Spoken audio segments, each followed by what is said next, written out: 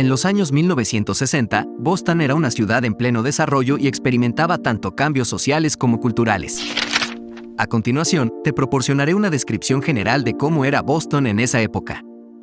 Segregación racial. Al igual que muchas ciudades de Estados Unidos en esa época, Boston enfrentaba problemas de segregación racial. Las comunidades afroamericanas y latinas estaban concentradas en áreas específicas, como Roxbury y South End. La segregación también se reflejaba en las escuelas, los lugares públicos y la vivienda.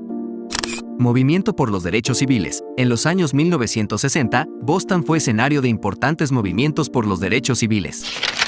Hubo manifestaciones y protestas contra la segregación racial y la discriminación, y líderes como Martin Luther King Jr. visitaron la ciudad para impulsar la igualdad de derechos. Cultura universitaria. Boston es conocida por ser una ciudad con numerosas instituciones académicas de renombre, como la Universidad de Harvard y el MIT. En los años 1960, la presencia de estudiantes universitarios en la ciudad contribuyó a un ambiente intelectual vibrante y a la formación de movimientos estudiantiles que cuestionaban la autoridad y defendían la libertad de expresión. Revitalización urbana. Durante los años 1960, Boston inició un proceso de renovación y revitalización urbana. Se construyeron nuevos edificios y se realizaron mejoras en infraestructuras como el sistema de transporte público y las carreteras. Sin embargo, algunos de estos proyectos también llevaron a la demolición de barrios históricos, lo que generó controversias y protestas. Escena musical. Boston también tuvo una próspera escena musical en los años 1960. Surgieron bandas y artistas de rock, folk y jazz que dejaron su huella en la historia de la música. Algunos ejemplos notables incluyen a la banda de rock The Standalls y el cantautor folk John Baez, quien fue parte de la comunidad de cantautores en Cambridge. En resumen, Boston en los años 1960 era una ciudad en pleno cambio, con una combinación de desafíos y avances sociales. A medida que la lucha por los derechos civiles se intensificaba, también se producían transformaciones urbanas y culturales que moldearon la identidad de la ciudad en esa década. Teniendo en cuenta lo anterior, hoy te contaré sobre la historia detrás de la película El Estrangulador de Boston, pero primero te cuento un pequeño resumen de este caso. El Estrangulador de Boston fue un apodo dado a Albert DeSalvo, un criminal estadounidense que fue condenado por una serie de homicidios y agresiones instintivos en la década de 1960 en la ciudad de Boston, Massachusetts. Entre 1962 y 1964, se cometieron una serie de crímenes violentos en el área de Boston que involucraban el estrangulamiento de mujeres. El modus operandi común del asesino era entrar en las viviendas de las víctimas y luego atacarlas, estrangularlas y cometer agresiones instintivas. Las autoridades y la comunidad estaban preocupadas y atemorizadas por estos crímenes, ya que no se había capturado al responsable. En 1965, Albert DeSalvo fue arrestado por una serie de delitos menores y durante su detención, confesó ser el estrangulador de Boston. Sus confesiones detalladas llevaron a su implicación en los homicidios y agresiones instintivas cometidos en la ciudad. Sin embargo, debido a la falta de evidencia física concreta, no se presentaron cargos directamente relacionados con los homicidios. En su lugar, fue condenado por delitos menores y sentenciado a cadena perpetua. En 1973, DeSalvo fue aniquilado en la prisión de Walpole en circunstancias aún no resueltas. Aunque él afirmaba ser el estrangulador de Boston, algunos investigadores y expertos han expresado dudas sobre la veracidad de sus confesiones y han sugerido que podría haber habido más de un asesino involucrado en los crímenes. Sin embargo, oficialmente, Albert DeSalvo sigue siendo considerado el principal sospechoso y el estrangulador de Boston. Ahora, la historia que sobresale en este film es sobre la gran periodista Loretta McLaughlin. Loretta McLaughlin fue una periodista, autora y editora de periódicos estadounidense. Como periodista del Boston Record American, McLaughlin, junto con Jean Cole Harris, cubrieron los homicidios del estrangulador de Boston en 1962. Fue la primera periodista en conectar los homicidios y revelar la historia del aniquilador en serie. En 1992, fue nombrada editora de la página editorial del Boston Globe, la segunda mujer en desempeñar este cargo. Nacida como Loretta McDermott en 1928 en Woburn, Massachusetts. Hija de Anna McDermott, ama de casa, y de John McDermott, que trabajaba para un astillero de Quincy, también en Massachusetts.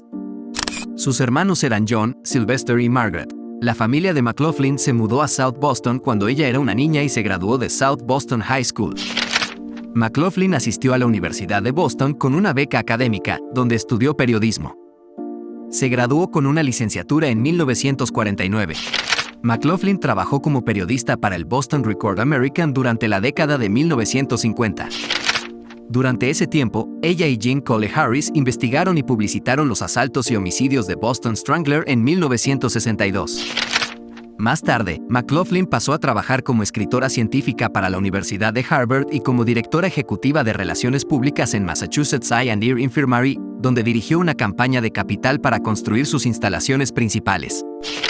En la década de 1970, McLaughlin volvió al periodismo y se unió al Herald American, con una publicación posterior del Boston Record American para la que anteriormente informó como reportera médica. En 1976, el Boston Globe reclutó a McLaughlin como especialista en noticias médicas.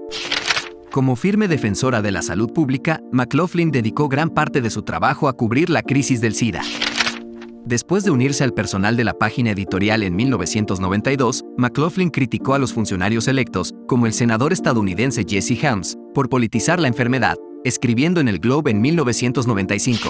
También escribió los respaldos del Boston Globe a William Weld para gobernador de Massachusetts, Bill Clinton para presidente de los Estados Unidos y Thomas Menino para alcalde de Boston.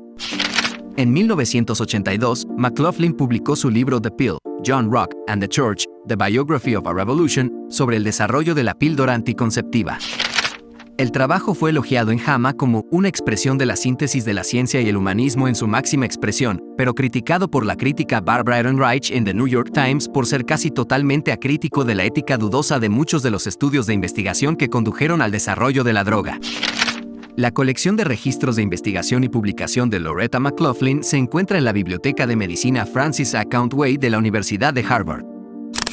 En 1988, The New England Journal of Public Policy publicó el artículo de McLaughlin, AIDS, An Overview, que criticaba fuertemente la respuesta del gobierno federal a la epidemia.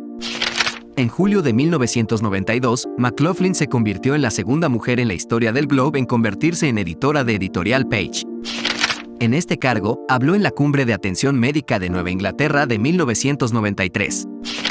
Ocupó este cargo hasta diciembre de 1993, cuando alcanzó la edad de jubilación obligatoria del Globe de 65 años. Después de jubilarse del Boston Globe, McLaughlin fue miembro del Instituto de Políticas Públicas de Radcliffe College y fue miembro principal del Instituto de SIDA de Harvard.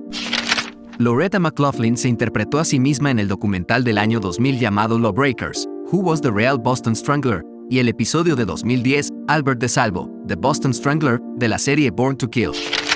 En marzo de 2023, Hulu estrenó El Estrangulador de Boston, una película protagonizada por Keira Knightley como McLaughlin y Carrie Coon como Jean Cole Harris, siguiendo la historia de su trabajo conectando la serie de homicidios y rompiendo la historia del Boston Strangler. Esta película se puede ver por Star Plus. Recuerda que debes ser tu propio crítico y sacar tus propias conclusiones. Aquí solo hablamos de todo un poco.